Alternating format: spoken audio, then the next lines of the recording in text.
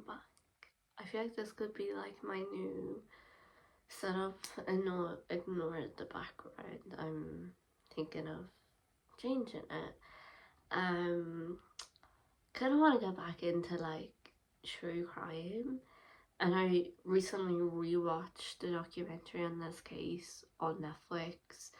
And I want to put like a massive sort of trigger warning because it does unfortunately involve child abuse. So if that's sensitive to you, I completely understand if you decide to obviously click off this video. That is perfectly fine. Your peace, your mental health is way more important.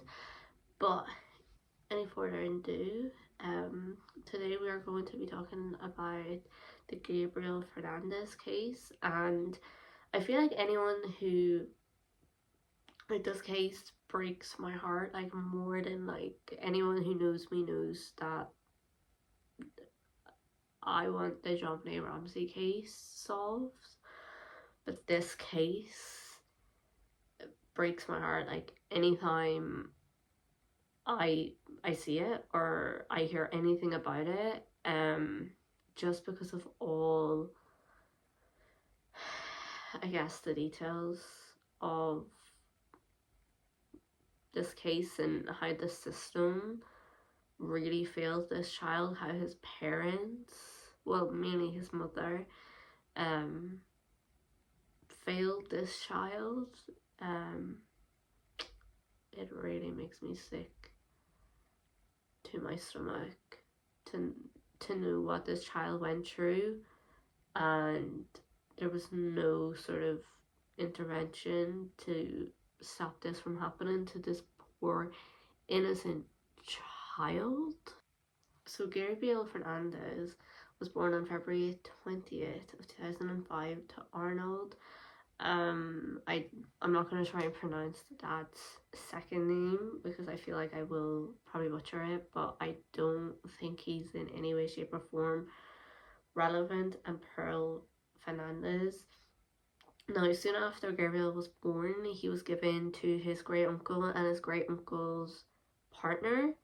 And then in 2009, when Gabriel was only 4, he moved in with his grandparents, I believe on his mother's side, because I could not find any sort of details about Gabriel's father.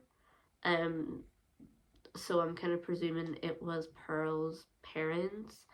And the reason why he moved in with the grandparents was because the grandfather disapproved of the great uncle that was taking care of Gabriel, how he was in a same-sex relationship, which does not really matter as long as the child is okay and everything is taken care of. So Gabriel stayed in his grandparents' kind of care until September of 2012 when he moved in with his mother Pearl and her mother's boyfriend Sandro. I hope I'm pronouncing that correctly, but I'm going to just be referring to Pearl's as Pearl's boyfriend, because I'm kind of still a bit unsure about how to fully pronounce his name. So over like the upcoming months of Gabriel staying with his mother and his mother's boyfriend, and I did notice this in the documentary that there was one teacher that had said that, you know, Gabriel would come in with like, he had a black eye at one stage, like there was multiple signs of abuse. And given someone who works with kids, from experience, you have to legally report that. And I believe she did report it, but social services, and this obviously takes place in America,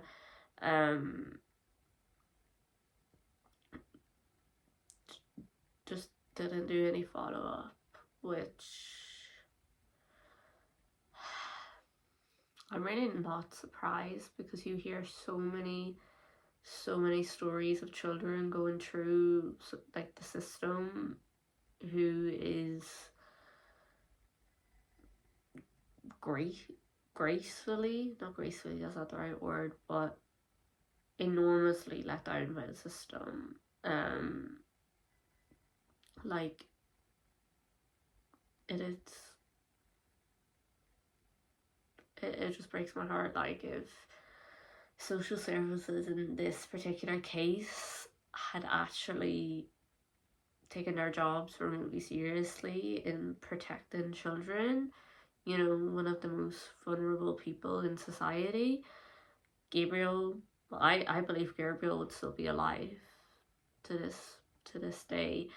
But, you know, multiple people reported the signs of abuse to Los Angeles County Department of Children and Family Services, which I believe that is social services.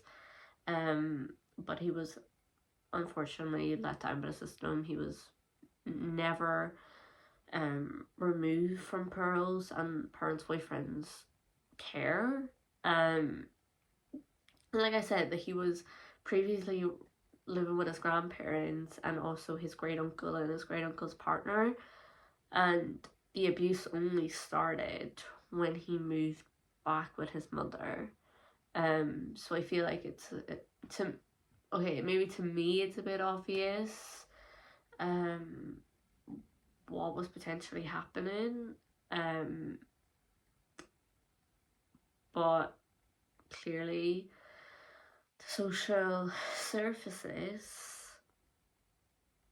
they didn't think it was that serious, that a child was coming into school with a black eye. So, you know, like this did lead to some sort of concern surrounding social services. I believe this was occurring because I do remember in the documentary that there was social services workers at the court case. It led to 4 social workers being charged, which ended up, I believe, being dropped. Which is just so frustrating, that this poor baby, he was a literal baby. I mean, like, I'm 22, nearly 23, and I feel like anyone 2-3 years younger to me, I consider a baby, but he was a literal baby. And it just makes me so sad that there's like departments in place to protect children, and he was failed by them departments. Like, it breaks me, it breaks my heart like tremendously. But I want to put another trigger warning. We're now going into like the actual abuse of Gabriel. So over his 8-month stay in Pearl's care, like his own mother, he was abused tremendously. Like, if you see the Netflix documentary, or if you even know about this case, the abuse that Gabriel suffered, you wouldn't even like put a rat through that sort of abuse. And he was also severely tortured by his mom and his mom's boyfriend. Like, you know, if you watch the Netflix documentary, in the court hearing, they bring out like this sort of cabinet, I would call it, where they would put Gabriel, like lock him in it for hours on end. But that must be, first of all, that would be terrifying for anybody, to be locked in a small space but like in complete darkness for hours on end, but also extremely more terrifying for a child. Um, like my heart genuine breaks for this child. Um, like I'm a firm believer that every child deserves a parent, but not every parent deserves a child. So some of Gabriel's abuse consisted of, obviously, like I have previously mentioned, being locked in a cabinet for hours, but it also resulted in physical violence, which broke his bones, cigarettes being burnt out on him, being shot with a BB gun, his teeth being his teeth falling out due to hitting with a bat. Like this poor child, and he was also made to consume cat litter. And I think I think I seen this from the documentary, the excuse for this, because I believe that because Pearl and the boyfriend was trialed separately, and I believe Pearl's defense team tried to spin it that she was so afraid of the boyfriend, and all this sort of crap, which I do not believe. I do not believe. How do you allow a man to come into your life and treat your child like that? But in this documentary, I think I heard that by the way of reasoning for the boyfriend putting Gabriel through hell was because he thought that he might be gay. He thought that he might be gay. He was only 8 years old. 8. He didn't even get to make it to the double digits of life. On top of all that, he was also made to eat spoiled food and also vomit. I'm not sure if it was his own vomit from maybe the spoiled food or the cat littering that he was made to eat, or if it was other people's vomit. I'm not entirely too sure. He was also forced to wear girls' clothes because I believe Pearl had other children, or else it was the boyfriend that had other children. So there was girl children, I believe, in the house. So Gabriel's siblings reported that whilst the abuse was occurring to Gabriel, that Pearl and their stepfather would laugh. So the mother was just as much as involved in it as he was, and I hope that, because they as far as I'm aware are still in prison, and I hope they never get out of prison, but I hope they are tortured and abused the exact same way that they abused and tortured Gabriel, if not worse. 10 times bloody worse. And like I said, the defense attorney tried to argue that the stepfather's reason for this was because he thought Gabriel was gay, because that apparently makes it okay to do that to, first of all, to anybody, but secondly, an 8-year-old child who cannot fight you back. And what makes it so much more heartbreaking is that teachers, school friends, anyone in the wider community in this documentary would say that Gabriel was the most loving little boy you will ever meet, to the point that even when his mom, his own mother, the person that gave him life, was doing all of this, he still was making her a card. They showed it in the documentary. I can't remember if it was Mother's Day coming up or if it was her birthday, or he just wanted to make her a card, but after everything she put that poor child through, he still adored his own mother. Like, and I feel like that really, for me, tells me what that little boy was like as a person. Like, I actually feel like crying just thinking about him. He deserves everything. He deserves the world. And I can't fathom what he must have went through over the 8 months of living there, and why. Like, why? I know, like, the defense attorneys try to say it because they thought he was gay, but that's not a reason. I'm sorry, but that's not a reason. At all. And even if he was gay, who cares? Doesn't mean he deserves any of that. Nobody deserves any of that. Whether they're gay, lesbian, whatever. So I just want to know why, because I don't accept that reason whatsoever. So on May 22nd of 2013, Gabriel was beaten because he was tidying up his toys. I can.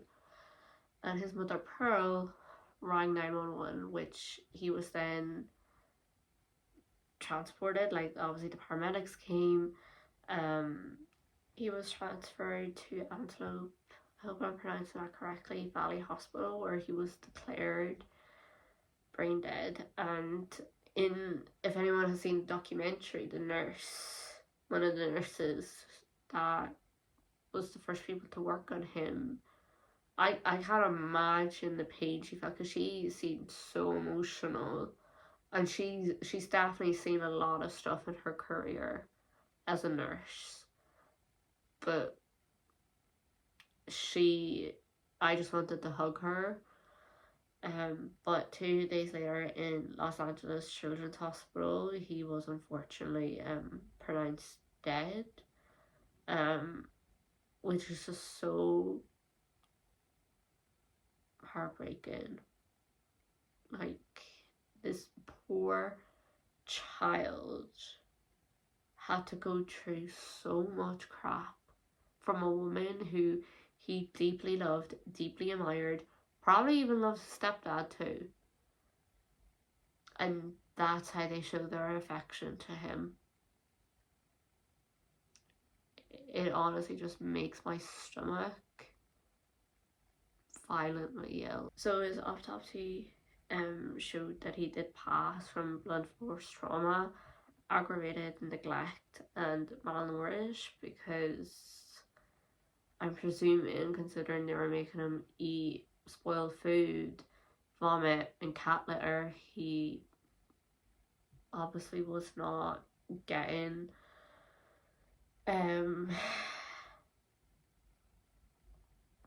any sort of proper food. And like the neglect and the blunt force trauma, given everything that we know, unfortunately it does not surprise me how he passed. So I kind of did a little bit of research on Pearl, his mother, to see, can I maybe get some sort of background on her, to see, like, I don't know, was she potentially abused? Because they say hurt people hurt people. Not that there's any fucking excuse for what she did. Like, I genuinely hope she rots in hell for the rest of her miserable life. So Pearl was born on August 29th of 1983. During her childhood, her father was apparently in and out of prison quite frequently, and she also alleges that her mother was abusive. I just want to put that out there, allegedly, because we don't know. And she was also allegedly neglectful. At the age of 9, she started using methamphetamine and drinking alcohol, and then at the age of 11, she ran away from home, and then she decided to drop out of school at 8th grade, which I don't I don't really know what age she would have been, but during like her teenage years, she claimed that her uncle, tried to rape her, and that a group of men held her hostage for a period of days, taking turns raping her, which led to suicidal thoughts. Which honestly, it has no excuse if that obviously all did happen for how she treated her son. Um, like if anything, if that was all true, that like her mother was abusive and neglectful, there's things that I feel like, I don't know, and obviously I'm not a parent, but I feel like any parent out there might say like, oh, there's certain things that my parents did growing up, I'm not doing, like I'm not repeating that cycle with my own children. You would have thought that she would have broken the cycle for Gabriel. And I just don't understand, because I'm not really entirely too sure, because there was no sort of record if any of the other children were any way, shape or form abused. But I just don't understand why Gabriel got all of it, got the whole rap of the abuse. That's something that I really don't understand. So Pearl had 4 children with Arnold, including Gabriel, and she left him in the hospital 3 days after his birth. Although she obviously did regained custody of Gabriel in 2012. And many of her partners alleged that she makes herself out to be a victim. She was apparently abusive to all of her partners. She had pending charges against her for threatening to stab Gabriel's dad. Don't know how true, obviously, the whole threatening to stab Gabriel's dad, because I couldn't find any sort of police reports about it. So for legal reasons, I want to say that it's alleged. At the time of her arrest, I believe, she was abusing drugs. She has also been diagnosed with several mental health issues, such as a developmental disability, a depressive disorder, a possible personality disorder. I feel like she's trying to get everything to obviously receive a lighter sentence, because anyone who knows anything will know that this is how guilty people try to either, first of all, get off, or secondly, get a lighter sentence than what they deserve, because they try to use the whole like reasons of insanity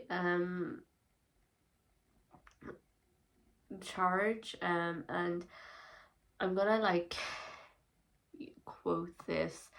An expert witness for the defense of the trial stated that Pearl was virtually unable to use thoughts to guide her behavior and control her emotional reactions.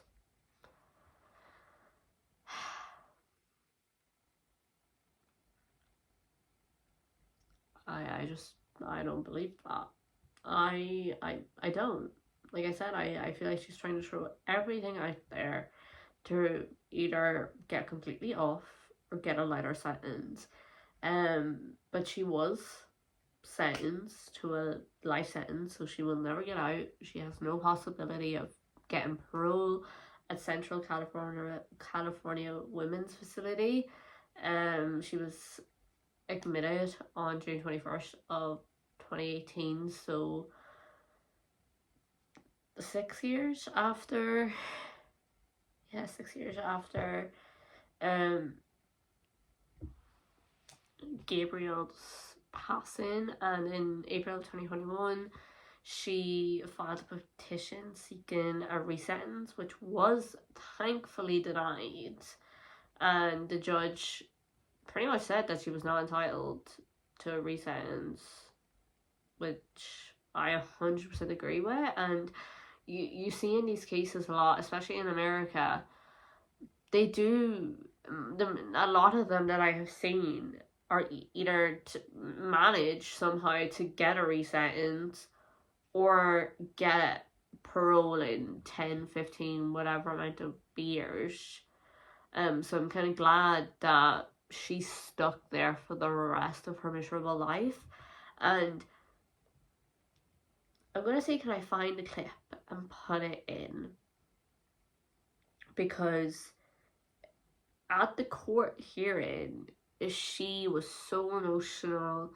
She was there apologizing, and I'm like, bitch, you're not sorry. I'm sorry, but you are not sorry for what you did. You're only sorry because you're praying to God that you don't get life in prison. That's the only reason why you're sorry. At one point, Pearl Fernandez spoke. She said she wished she could have saved Gabriel, then criticized extended family who've come forward to honor him, saying they never really knew him.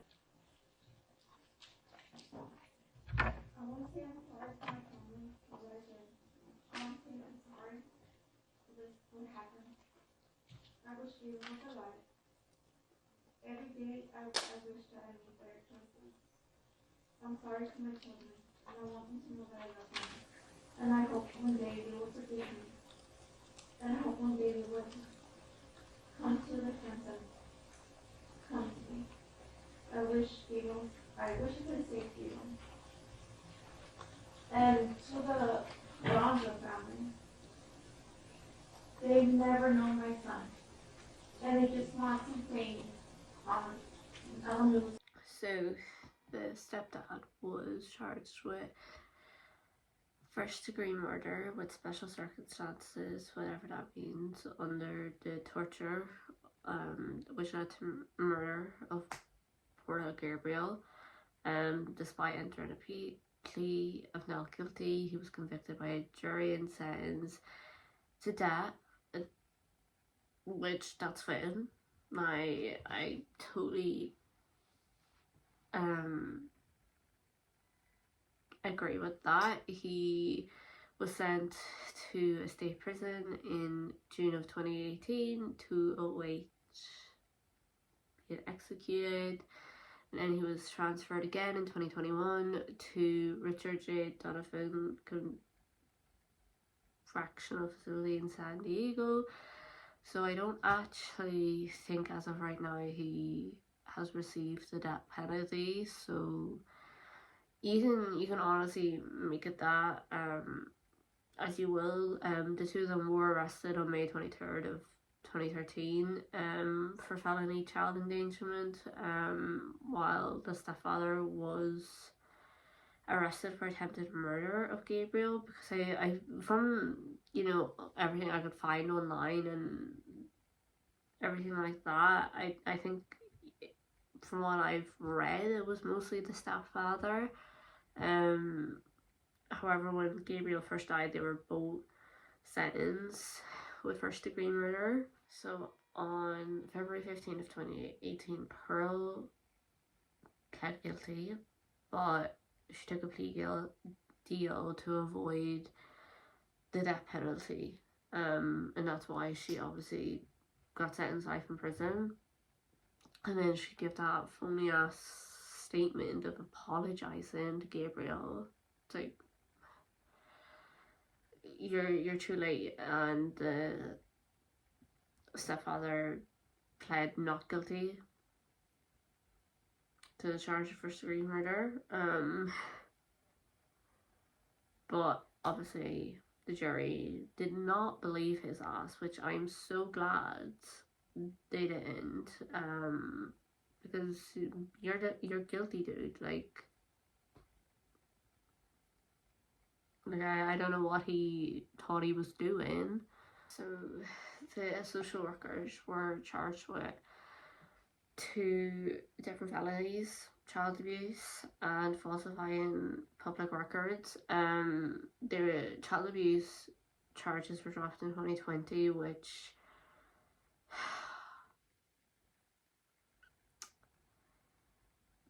definitely failed Gabriel, but they were dropped as justice in second district court of appeal ruled that the failure to uphold their duties and failure to remove Gabriel from his abusers did not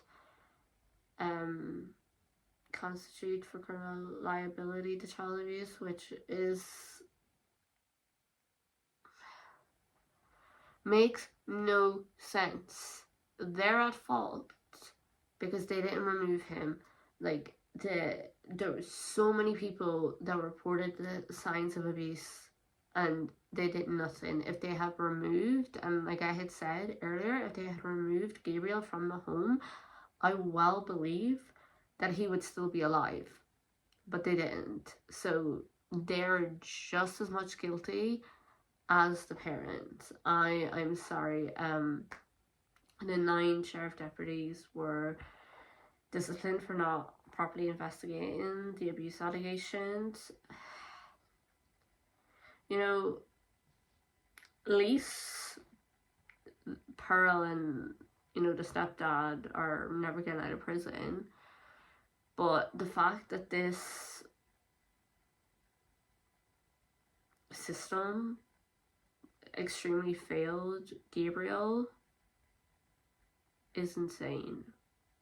And it breaks my heart that he was failed by, because going by everyone that knew him, he just really seemed like just this lovable, the most friendliest child you will ever meet, that just wanted to love everybody, and that's how he was treated. Like, it breaks my heart. But yeah, that's the case of Gabriel Fernandez. Let me know what you think. Like, do you think both of them should have got the death penalty?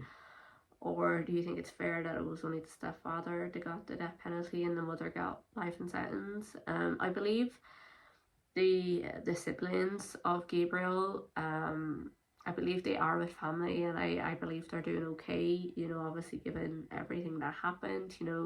Couldn't really find much about them, and like I get it, they've obviously been, because they were children themselves, they've obviously been through a lot.